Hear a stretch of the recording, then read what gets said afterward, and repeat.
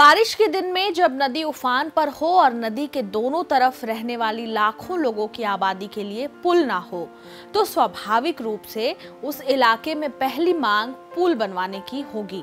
लेकिन क्या आप भरोसा करेंगे कि बस्तर के इस इलाके के लोग जिंदगी को खतरे में डालकर डोंगी में नदी पार करने के लिए तो तैयार हैं, लेकिन वे पिछले कई सालों से नदी पर बनने वाले पुल का विरोध कर रहे हैं।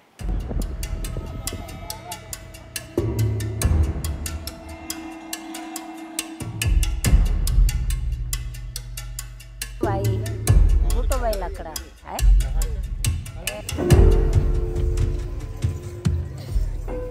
नमस्कार, जरूरी बात में आपका स्वागत है। छत्तीसगढ़ का बस्तर कई मामलों में अनूठा है और इसकी हर संरचना में इतनी परतें हैं कि उन्हें बहुत आसानी से आप नहीं समझ सकते। अब जैसे कांकेर के बेचाघाट इलाके में कोटरी नदी को ही ले, सरकार ने तय किया कि इस नदी पर पुल बनाया जाए, जिससे दूसरी तरफ के 70 से अधिक गांव के 1 लाख से अधिक लोगों के आवागमन में सुविधा हो। लेकिन आदिवासी इस पुल के खिलाफ खड़े हो गए। कांकेर से हमारे सहयोगी अंकुर तिवारी की रिपोर्ट देखिए।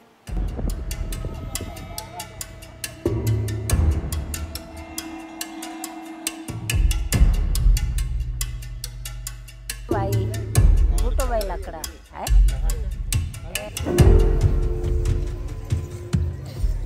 कांकेर जिले के छोटे बेटिया इलाके में कोटरी नदी है और कोटरी नदी में इस तरह से नदी उफान पर है। यहाँ एक अस्थाई जो है सड़क बनाया गया था ग्रामीणों के द्वारा, वो बह गया है और तो ये गांव वाले जो हैं इसी तरह से नदी में अपना सफ़र तय करके नदी के उस पार दूसरे गांवों में जा रहे हैं।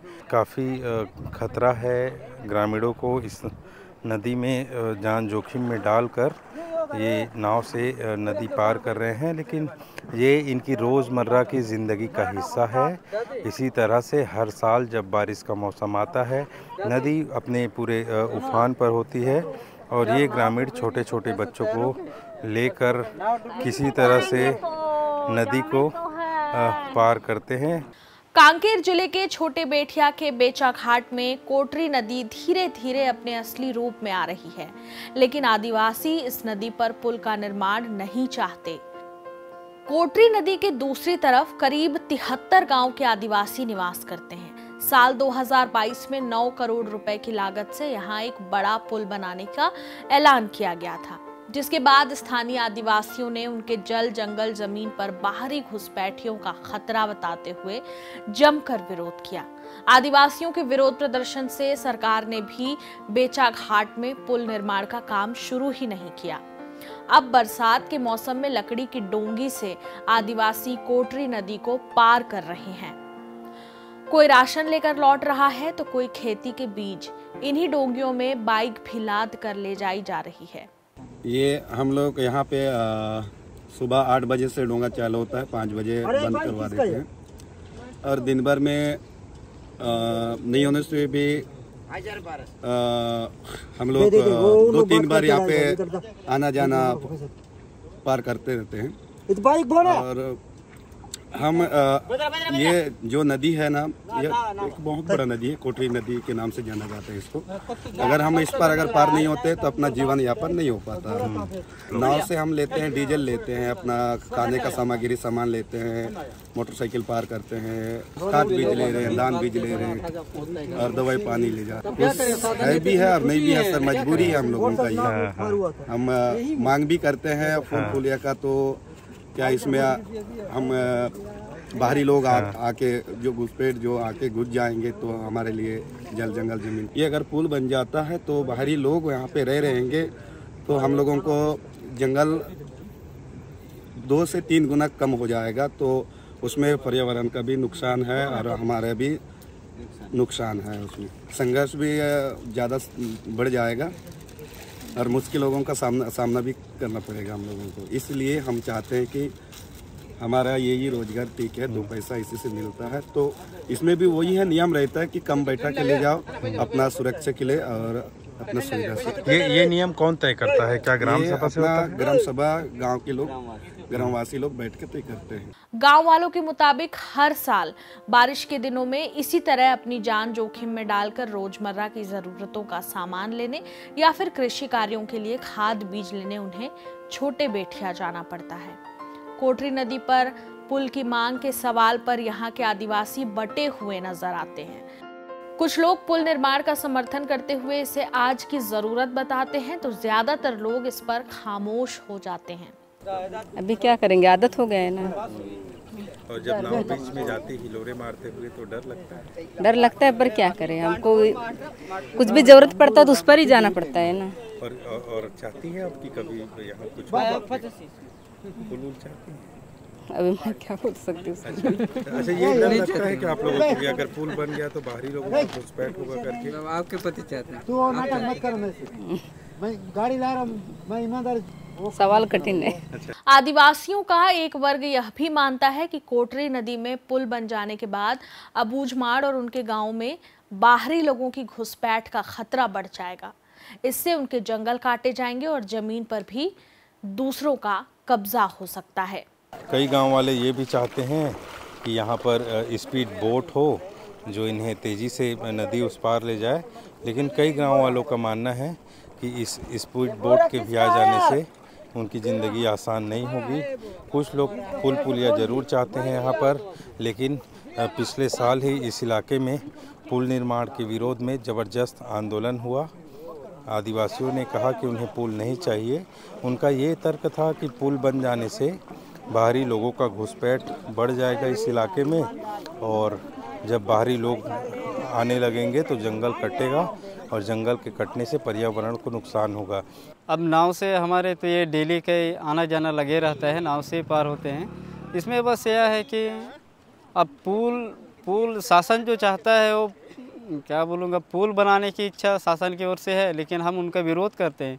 क्योंकि अब यदि अगर हम पुल बनने के लिए भी पुल बनाने चाहते हैं तो इसमें क्या है, बाहर के लोग घुसपैठिए, जैसे कि कोई अभी जैसे कि वनों की कटाई हो रही है, तो ये सब की रोकथाम के लिए हम पुल बनाना नहीं चाहते हैं। बारिश का मौसम है तो अब हम जो खाने पीने के जो सामान है, आवश्यक सामग्री है, उसी को हम नाव के जरिए पार करते हैं नदी में। यहाँ मॉर्निंग में 8 बजे से स्टार्ट होती है और शाम 6:30 या तो 7 बजे बंद हो जाती है। और एक बार में कितने लोग जाते हैं इस पे?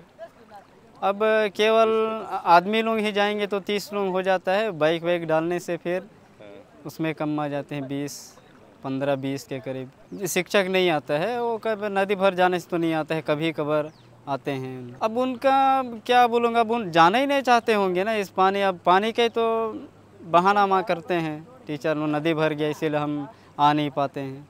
अब जाना चाहेंगे तो जा सकते हैं, क्योंकि हम डेली आना जाना करते रहते हैं नाव पार होके। इस इलाके में विकास को लेकर गांव वालों के अपने तर्क हैं। अनेक आदिवासी मानते हैं कि जब सड़कें और पुल बनते हैं तो उनके गांव में बाहरी लोग आने लगते हैं। वन उत्पादों की लूट, खनन कंपनियों की नजर, पुलिस के कैंप और माओवादी गतिविधियां भी बढ़ जाती हैं। उनके लिए सड़क या पुल सिर्फ यात्रा को आसान नहीं बनाते, बल्कि समस्याओं का रास्ता भी खोल देते हैं। लेकिन सरकार इसके पीछे की वजह उस इलाके में सक्रिय माओवादी छापामारों के विरोध को बताती रही है। कई मौकों पर यह भी कहा गया कि विकास विरोधी माओवादी बेचा घाट पर पुल निर्माण का इसलिए विरोध करते हैं कि उनके आधार इलाकों में सुरक्षा बलों की सीधी पहुंच हो जाएगी। हाँ, डर लगता है, कैसे करेंगे तब। उधर से लाते हैं, वहाँ बांधे ले जाते हैं। और कितने साल हो गए आपको ऐसे नदी पार करते? अरे कितना न कितना साल हो गया, अभी डोकरी हो गया हूँ मैं। जीवन अभी कितना साल हो गए। तो क्यों पार करते हैं दीदी, जान जोखिम में डाल के? तो कैसे करूँगी, डोंगा में पार कर देते हैं। अच्छा, पूछ नहीं है इसलिए। हाँ, हम लोग तो 1980 से हम लोग जाना आना करे घर से। उतना समय से अभी ऐसे उम्र था, उम्र से अभी गुजर जा रहे हैं। कभी डर लगा आपको? डर तो लगता है, नदी में क्या करो, ज्यादा बैठे तो यहाँ पानी इधर घुस रहे उधर घुस रहे तो डर लगता ही। ऐसे डर नहीं लगे, ज्यादा बैठे तो डोंगा वाला बोले उतरो यहाँ बुड डूब जाएगा, ये तो बोलेगा ही। वही हिसाब से हम लोग वहाँ ज्यादा काम करके हम बैठ के जाते हैं। आदिवासियों की जिंदगी यूँ तो आमतौर पे आसान नहीं होती और बहुत कठिन हालातों के बीच भी ये आदिवासी अपनी जान जोखिम में डालकर नदी को पार करते हैं। ऐसा नहीं है कि केवल बरसात के मौसम में ही आदिवासियों को नाव का सहारा लेकर नदी को पार करना पड़ता है। बाकी दिनों में भी कोटरी नदी पर अस्थायी सड़क बनाकर आदिवासी नदी को पार करने का काम करते हैं। माओवादियों के खिलाफ ऑपरेशन के लिए सरकार ने नदी के उस पार भी कोंगे पांगुर तक सुरक्षा बलों के कैंप खोल दिए हैं और नारायणपुर से मुंबई को जोड़ने का दावा करते हुए सड़क निर्माण का काम जारी है। आने वाले दिनों में यहाँ के आदिवासियों को बेहतर सड़क और नदी पर पुल मिल जाएगा, लेकिन इस हालत में कोटरी नदी को पार करना मौत से आंख मिचौली करने जैसा ही है। बच्चे, बुजुर्ग, बीमार, सबके लिए डोंगी ही एकमात्र सहारा है। ढलती हुई शाम तक डोंगी में लोगों को लाने ले जाने का सिलसिला चलता रहता है। हर साल इस जगह पर नाव हादसा होता रहता है। उसके बाद भी नाव चलाने वाले ग्रामीण या सरकार सवारियों के लिए लाइफ जैकेट जैसी किसी चीज पर ध्यान नहीं देती। अलग अलग गांव के लोग आपसी सहमति से यहाँ नाव चलाते हैं। उसके बाद थोड़े पैसे उन्हें यात्रियों से मिल जाते हैं। सुबह से शाम तक यही नज़ारा है बेचा घाट की कोटरी नदी में। कोई लाइफ जैकेट नहीं, कुछ भी नहीं। हालांकि शासन प्रशासन इस बात को भली भांति जानता है। स्थानीय पत्रकार भी कई बार इस मुद्दे को उठा चुके हैं, मगर इन्हें कोई लाइफ जैकेट नहीं दिया जा रहा है और ना ही ये नाव चलाने वाले लोग लाइफ जैकेट जैसे किसी चीज़ को जानते हैं। और कई बार तो इधर नाव पलटने की घटनाएं भी हो चुकी हैं और अभी भी देखिए बाइक लेकर गांव वाले अपनी बारी का इंतजार कर रहे हैं।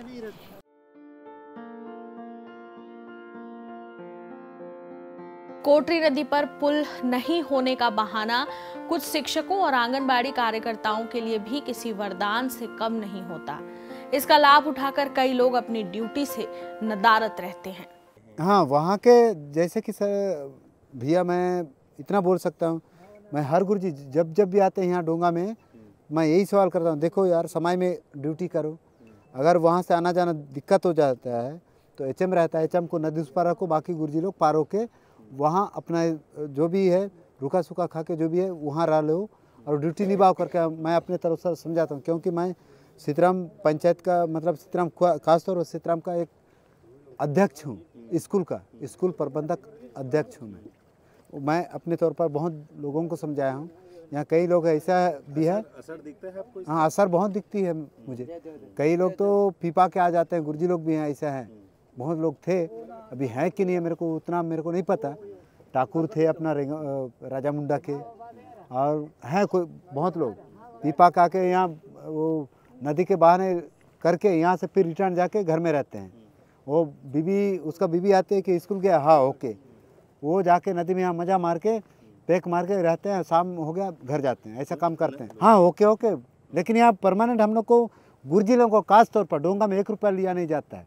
खास तौर पर हमारे बच्चे शिक्षा में वंचित मत होए करके हमारे गुरुजी लोगों को फ्री पार करते हैं। यहाँ पर खास तौर पर शिक्षक लोगों को हम जब पूछते हैं, अब अपने केंद्र में आते हैं, कभी कभार नदी उदी कम होने के बाद उन लोग बहाना बनाते हैं, ये था वो था दुनिया का।